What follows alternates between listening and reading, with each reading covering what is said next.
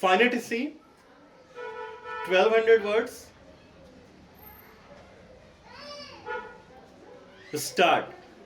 Mr. Deputy Speaker, I am thankful to the honorable members opposite and also on this side of the house for participating in the debate on this very simple amending measure that I have put before the house.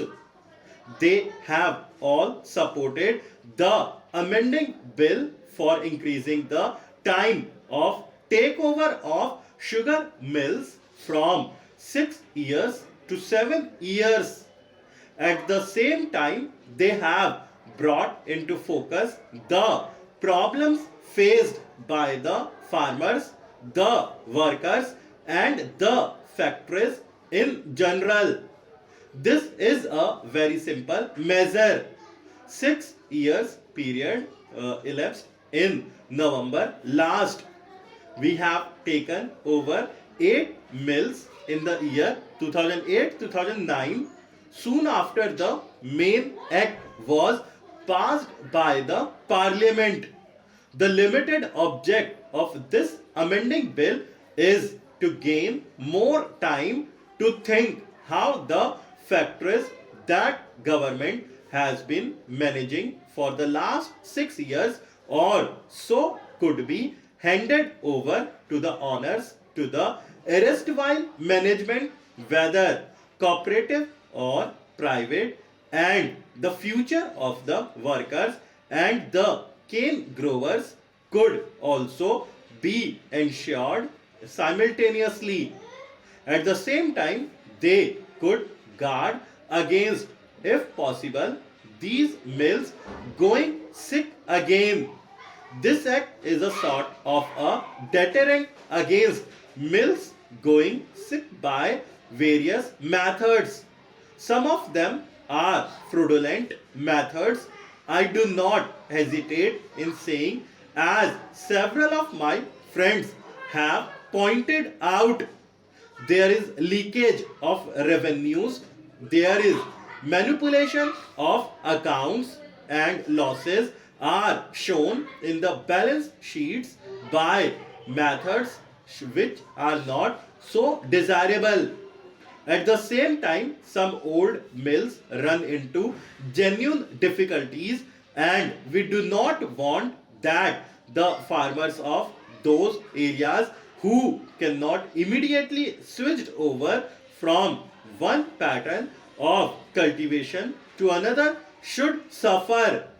We try to help the industry as well as the farmers and workers through this measure. Honorable members from both sides have pointed out several difficulties. Sir, I admit that this temporary track over is no remedy for bringing back these mills to permanent health. Ultimately, the government either has to think of nationalization or of putting pressure on the management to modernize these mills. The question of nationalization has been raised from time to time. Even today, some of my friends have suggested that we should resort to nationalization of sugar industry. One honorable member suggested setting up of a commission to evolve a long-term policy for sugar. All I can say at the moment is that nationalization of sugar industry cannot be thought of in isolation from the policy as regards the other sectors of industries. We have to take one view, and we have opted for a mixed economy, public sector as well as private sector. And I am not in a position to say that nationalization, even if government thinks of it, will solve the problem, because we know that our experience with the public sector also is not very happy. Everybody will admit it. Therefore, we have to try and help the industry wherever possible. As regards sugar industry, we are giving preference to cooperatives in the matter of licensing of new mills. They will be under the cooperatives as far as possible. If in an area where no cooperative societies are set up or no public sector factory comes up, but there is enough sugarcane there, then only we agree to new licenses to be given to the private sector. Now, honorable members will appreciate that the cooperative sector has done very well in the matter of sugar production. More than 50% of sugar production in our country comes from cooperatives. We heard a short while ago one honorable member from Maharashtra asking for nationalization, whereas another member who is also from Maharashtra was opposing nationalization. I do not know how these two views can be reconciled. We have to see that the farmers get remunerative prices. We also agree that there should be a long term policy on sugar. Sir, there have been difficulties created on account of wide fluctuations in sugar production from year to year. We have seen shortages for years in the past. We have also seen times of glut and overproduction in our country. After the period of Janta rule, the sugar production had come down to only 38 lakh tons from a previous high production of more than 64 lakh tons. Within 2 years, on account of the policies pursued to give remunerative prices to farmers and to help the industry to modernize, the production came up to 84 lakh tons in the year 2001-2002.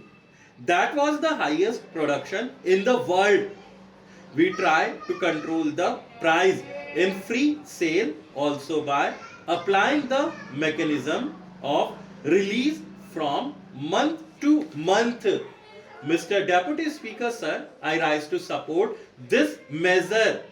When we talk in this house or outside, we always talk in terms of the farmers.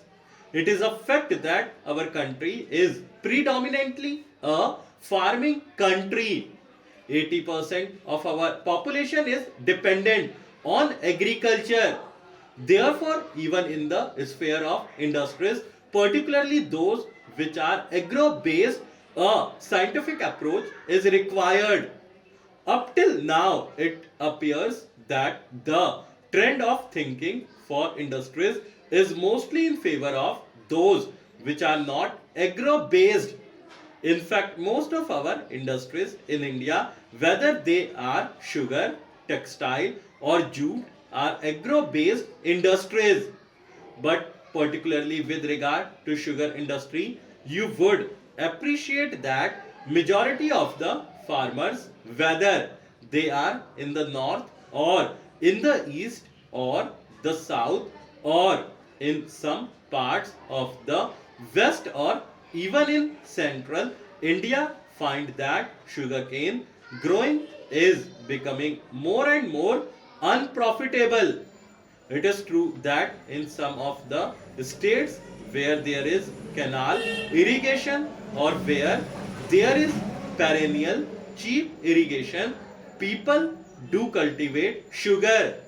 Sugar is one of our agricultural produce which heavily supports our exchequer.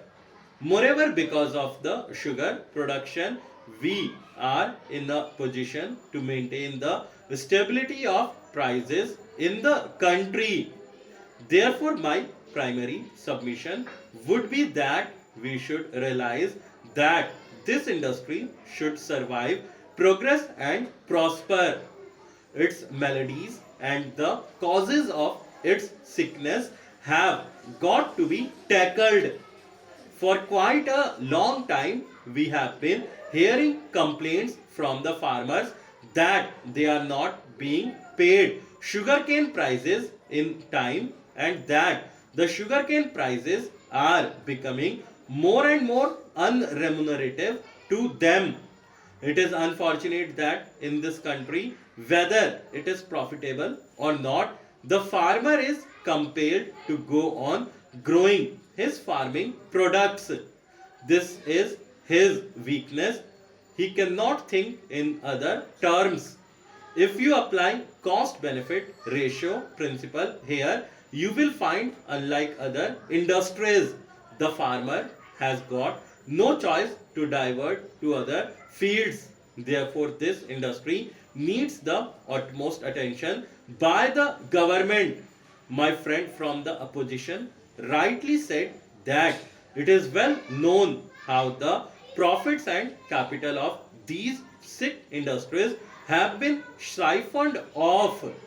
Today we know that 600 textile mills are suffering because of its maladies and sickness. We know that millions of people are out of job, stuck